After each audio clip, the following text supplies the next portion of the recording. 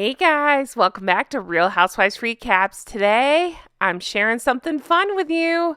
When I was in England, I got myself a present. You guys, take a look at this. I picked up the new Revenge. You're like, Jen, you already had Revenge. Oh, yes, but this contains the bonus content I've been waiting for. So, originally this book had 43 chapters, and so this new paperback has chapter 44 in it. So I thought we could read through it, discuss it, what we do. We get into revenge, and I'm so excited to do so. So let's jump right on in. Chapter 44, Reconciliation Rejected, picks up on page 417. It picks up about moral, which is, of course, where the Queen would spend her summers. So during a regular visit in August 2022, it was Charles and Anne who particularly noticed the sharp deterioration in the 96-year-old monarch's health. So, unfortunately, they had predicted what was happening with Prince Philip, and they were starting to see that, unfortunately, the Queen was headed downhill as well. Side note, I love the Queen. I get sad when I look at these photos, but I also love these photos because it showed what a hard worker she was right up until the end. Meanwhile, 5,000 miles away, the Sea Witch and her stupid husband were apparently launching her quote-unquote comeback. Tom Bower refers to it, apparently she called it her, quote, next chapter. So this had to do when she was working on that Cut magazine. Now, I just did a deep dive. It was called So Much Cringe, and I go all into the Cut magazine article. But Tom Bower discusses it and brings up that Meghan apparently said, quote, I have a lot to say until I don't. Okay. He points out that she wrongly described herself as a princess. Her continuation of word salad that she loves so much, she says, quote, do you like that? Sometimes, as they say, the silent part is still part of the song. Okay. So she explains that she did not sign a document restricting her ability to speak about her, quote, whole life experience. After suffering all the hurt inflicted upon her, you guys, I can't even with this, by the royal family, she was, quote, still healing.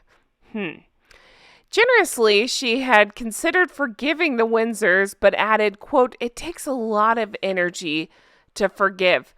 I'm sorry, didn't she just give some bullshit speech in that stupid gold dress about, I don't even know, forgiving, starting over, trying again, being a better person? The word salad buzzword she loves to spew out, but not actually use. Like, hey, how's your dad doing, Meghan? How's that working out? You forgiven him? You being generous there? No, didn't think so. Side note, I heard it. I don't think she has anything to forgive him on. I'm just saying that's her word salad again. She loves to preach about forgiveness, but she doesn't actually, and compassion and stuff, she doesn't actually show any, ever. So Bower goes on to point out, naturally, she would not retreat from the brazen inaccuracies in her interview in Oprah. So I don't know what day this comes out, but I have something else coming up about that. I just made a video talking about how Gayle is still blindly following her and why that would be, Oprah, and that sort of thing. So look for that video coming very soon. It may be same day. I'm not sure what day this goes out. Doesn't matter. Look for that. Okay. She convinced that she was the victim, as always, of racist prejudice in Britain. She told the journalist, quote, just existing, we were upsetting the dynamic of the hierarchy. So no evidence, nothing asserted, nothing questioned by Oprah, and she throws out those accusations. Of course, since then, they've backpedaled and said, no, we didn't call them racist, even though we've been through it. But she even brings up that she throws out some claim that Archie wouldn't get a title, even though she knew that wasn't true when she was saying it. She just loves to feel sorry for herself, and it's that whole thing. If it's their truth, they believe it's the truth, even though it's absolutely not. I mean, we're seeing it again right now in real time with this quote-unquote car chase. If it's their truth, we're just supposed to believe it. Bullshit. We're not believing it.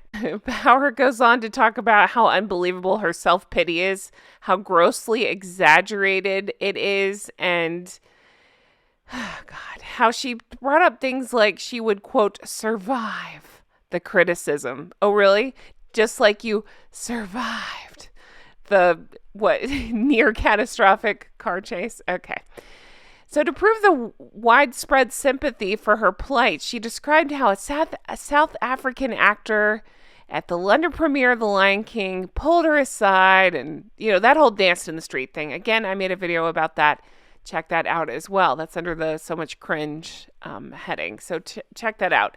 But of course, as we know, John Connie, the actor in question, the only South African in the cast, vehemently denied what Meghan said. He says it's baffling to him. I've never met Meghan Markle. It's just so many of these lies that are so easily disproven. But yet they continue to say them, and their sugars continue to believe it. I just don't understand at this point.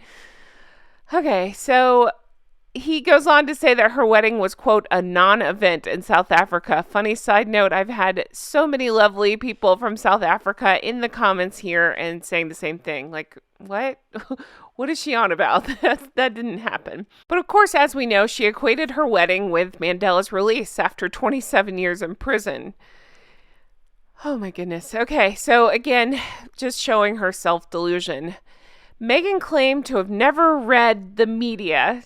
Yeah, she seemed well aware of the dismal worldwide reaction to her fantasies in the Cut interview, not to say the least of America. So the New York Post derided the, quote, spoiled princess and called her the, quote, petulant princess, while the Washington Post urged the Sussexes to stop making themselves the center of the story. Again, how'd that work out for them? We're in the midst of it right now, and I'm finding this all very funny. And I gotta be honest, I'm actually enjoying it because they're finally getting theirs, and more people are starting to see it. Of course, we saw it early on, but other people are starting to see it, so as we have suspected and suggested, Tom Bauer points out that Meghan has no problem ignoring the criticism because she likes to surround herself by sycophants, eager to relaunch brand Markle.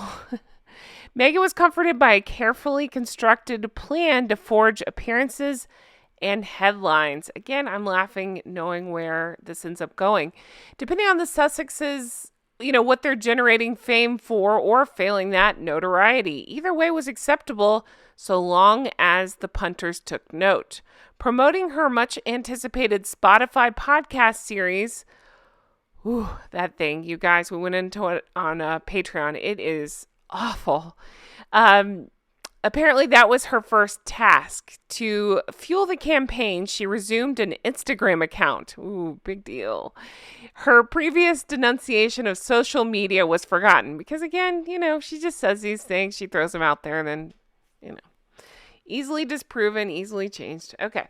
Spotify's profits from the Sussexes relied on Archetypes, a series of 12 podcasts featuring Meghan's interviews with famous women.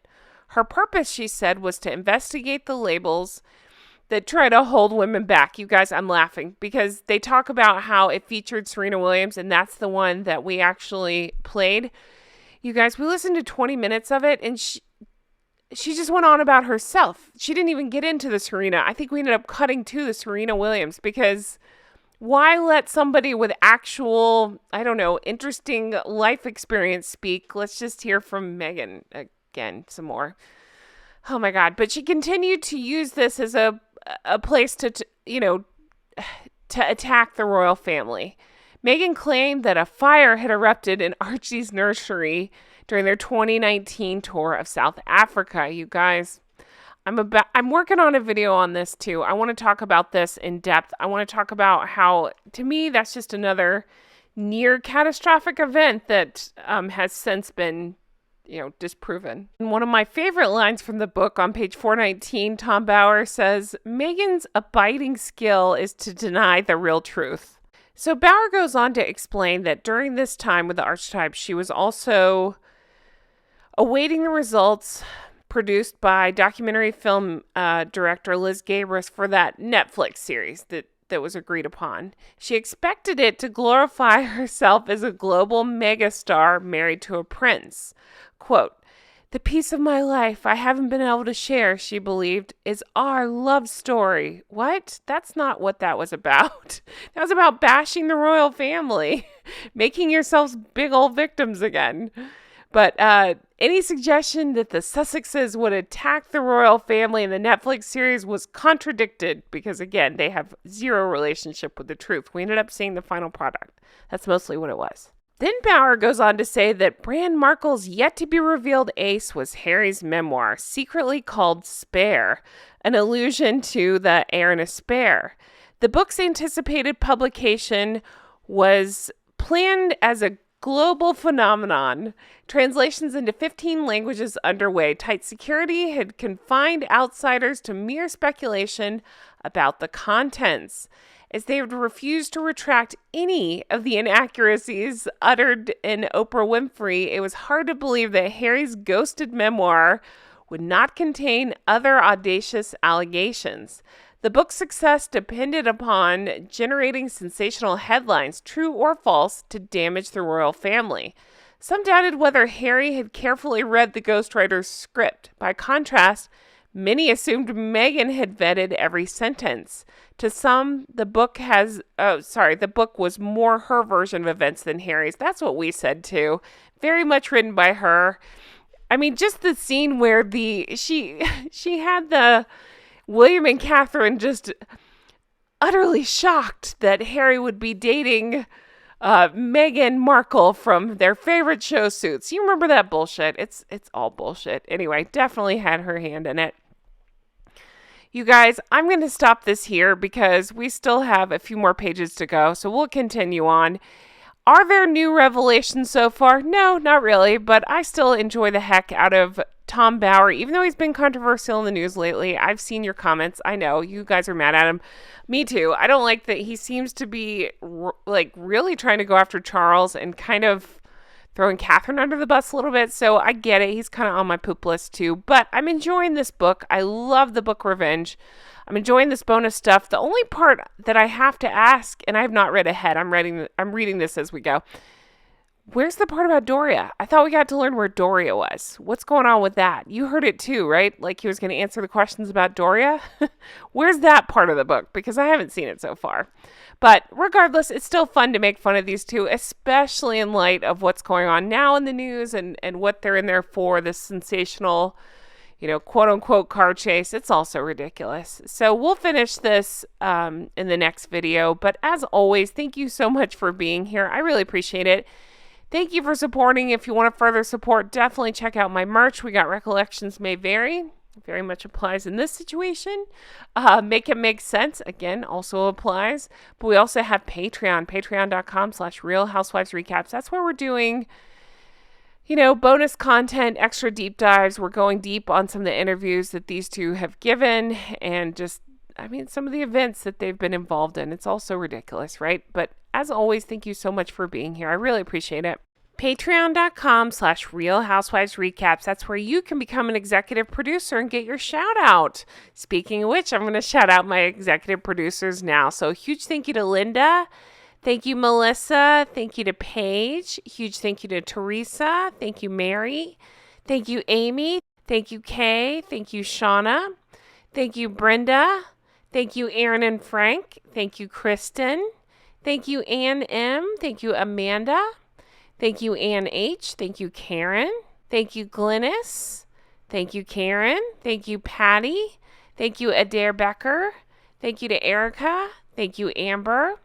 Thank you, Annette. Thank you, Barb G. Thank you to Diana.